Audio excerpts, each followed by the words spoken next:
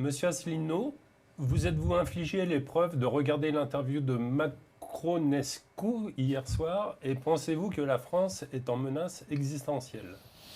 Non, alors je n'ai pas regardé l'interview de Macronescu. Ça fait allusion évidemment à Ceausescu, le tyran communiste de la Roumanie de l'époque, qui avait chuté d'une façon absolument effroyable en 89. Non, j'ai pas regardé, à vrai dire, parce que c'est un peu au-dessus de mes forces. Je suis comme beaucoup de Français, je sais pour moi c'est épidermique, je ne supporte plus Macron. J'ai fait déjà un très gros effort, rappelez-vous, il y a un mois et demi quand il a fait une conférence de presse, là je m'étais infligé de tout regarder. Bon, et j'en avais fait d'ailleurs une conférence justement sur une vidéo sur le sujet. Là je ne pouvais pas le faire en live puisque j'étais en train de faire en direct, pardon, pour pas faire d'anglicisme. Je ne pouvais pas le faire en direct puisque j'étais en train de faire une réunion et j'avoue que j'étais quand même assez fatigué, voilà, parce que ça fait quand même beaucoup de déplacements. Je reste jusqu'à 3-4 heures du matin éveillé à chaque fois. Ça me force à rencontrer énormément de gens. J'adore ça. J'aime beaucoup parler avec les gens. J'aime bien, c'est le bonheur de la politique, c'est de rencontrer des Français de toutes les origines, de toutes les conditions, de toutes les pensées politiques. Moi, j'aime beaucoup rencontrer successivement des gens qui ont voté LFI, Front National, Reconquête, Écolo, et qui trouvent que ce que je dis est vraiment très intéressant. Pour moi, c'est un plaisir, mais c'est vrai que c'est fatigant. Alors, cela étant, j'ai quand même regardé la presse, là, en revenant en voiture, ce qu'elle disait. J'ai vu 2-3 petites séquences. Bon. Qu'est-ce que vous voulez que je vous dise? Il est fou, voilà. Alors, il y a deux possibilités. Soit Macron est dingue, soit c'est un agent de l'étranger. Mais je vous ferai remarquer que l'un n'exclut pas l'autre, en fait, hein, et qu'on a affaire à quelqu'un qui, c'est pas raisonnable. À la fois, il explique qu'il va envoyer des mecs à Odessa. J'ai vu que c'est pas dans la vidéo d'hier soir, mais c'est une confidence qui a été répercutée par le journal Le Monde. Il paraît que Macron a dit bon, de toute façon, je sais bien qu'il va falloir que dans je sais pas quoi, dans quelques mois, j'envoie des mecs à Odessa. Donc il se la joue comme ça, le caïd. C'est ridicule, c'est absolument grotesque pour quelqu'un qui n'a pas fait son service militaire et qui prend la poudre d'escampette et qui se barricade derrière des rangées de CRS. C'est quand même incroyable. Bon. Donc il dit qu'il va envoyer des mecs à Odessa, ce qui veut dire qu'en fait il compte envoyer en effet des troupes. Or ça inquiète énormément les Français. Moi je le vois dans mes réunions publiques.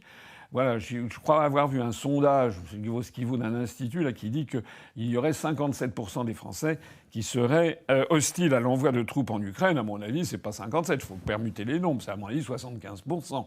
Voilà, je n'ai jamais vu, enfin je n'ai encore pas rencontré quelqu'un, sauf les trolls sur Twitter, je n'ai pas vu quelqu'un dans mon entourage, ou dans la rue, ou en discutant, qui me dise « Ah oui, ce qu'il faut, c'est envoyer des troupes en Ukraine ». Ça n'existe pas. Bon. Alors...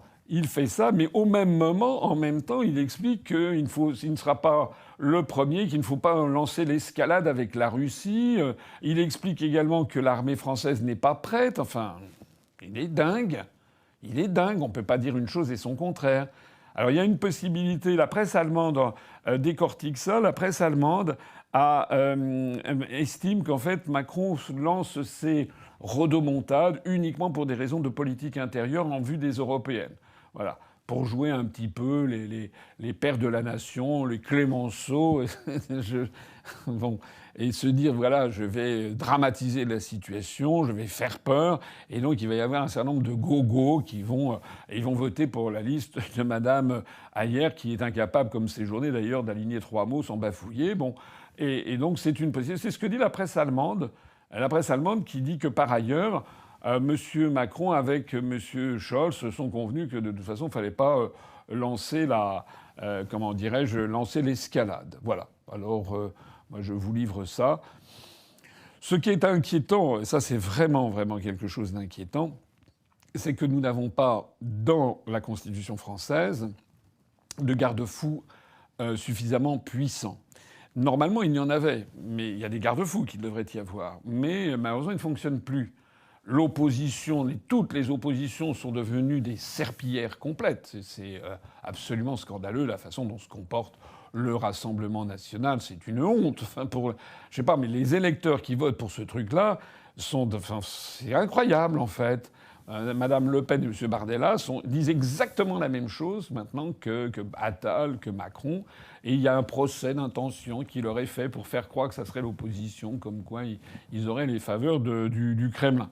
C'est pas beaucoup mieux à gauche, mais il faut quand même reconnaître que, parce que je suis toujours juste, que cette fois-ci, LFI et le Parti communiste français ont voté contre au moment du débat, qui d'ailleurs n'était pas engageant, puisque c'était selon l'article 51 de la Constitution, au moment du débat sur l'intervention accrue de la France en Ukraine. Voilà. Donc il faut reconnaître que LFI et le PCF l'ont fait. Pourquoi est-ce qu'ils ne lancent pas la procédure de destitution ? Ça, c'est un scandale. Mais là, ils l'ont fait. Tandis que le RN, évidemment, Horizon, LR, bien entendu, tout ce petit monde a voté en faveur du soutien à Macron. Donc M. Ciotti, M. donc Bellamy, il est député européen, mais il fait partie de LR.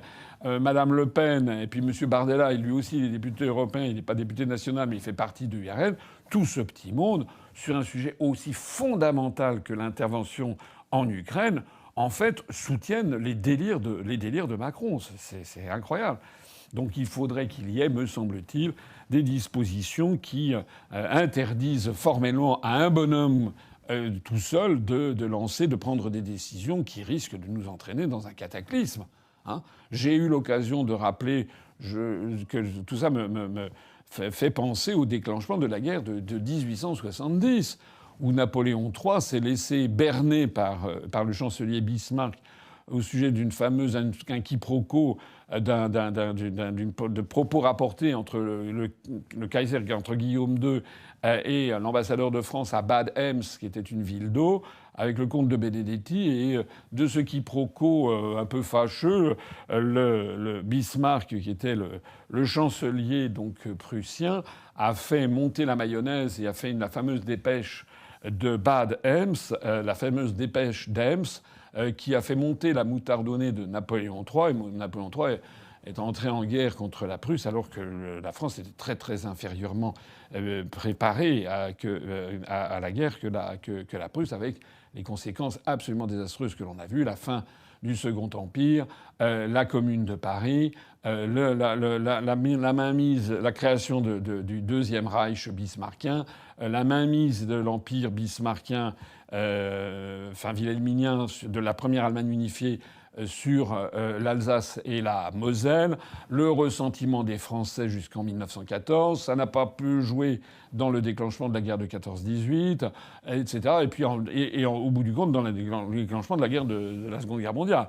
Voilà, tout ça à l'origine de l'origine, c'est quand même les délires de Napoléon III qui s'est laissé berner par Bismarck, qui avait dit à ses collaborateurs qu'il allait secouer le torchon, le chiffon rouge, devant le taureau français. Et il avait dit aussi de Napoléon III, c'est une grande incompétence méconnue. Voilà. Eh bien, actuellement, Vladimir Poutine, je pense, agite le chiffon rouge devant ce minus qui est Macron, qui est un incapable, qui ne comprend rien, qui ne connaît pas l'histoire de son propre pays, l'histoire des relations franco-russes, l'histoire des relations franco-allemandes, qui ferait bien de relire le désastre de 1870, comment on en était arrivé à Sedan. Il devrait relire, il devrait apprendre, en fait. Il devrait aller à l'école, en fait, M. Macron. Et puis il pourrait y aller avec ses journées, et puis Attal et Le Cornu, tous les quatre. Comme ça, ils écouteraient un professeur qui leur expliquerait ce qui s'est passé et pourquoi il faut tenir compte du passé pour ne pas faire les mêmes bêtises. Voilà. Et j'ajoute encore un dernier point, et je le dis d'ailleurs dans certaines de mes réunions publiques, ça me vaut quasiment une ovation debout du public. Il n'est pas normal que M. Macron ne subisse pas, comme d'ailleurs les ministres, des contrôles inopinés, décidés par exemple par, je ne sais pas, le Conseil constitutionnel, des contrôles inopinés pour voir s'il n'est pas pris de boisson ou s'il n'utilise pas des puissances de psychotropes ou des drogues.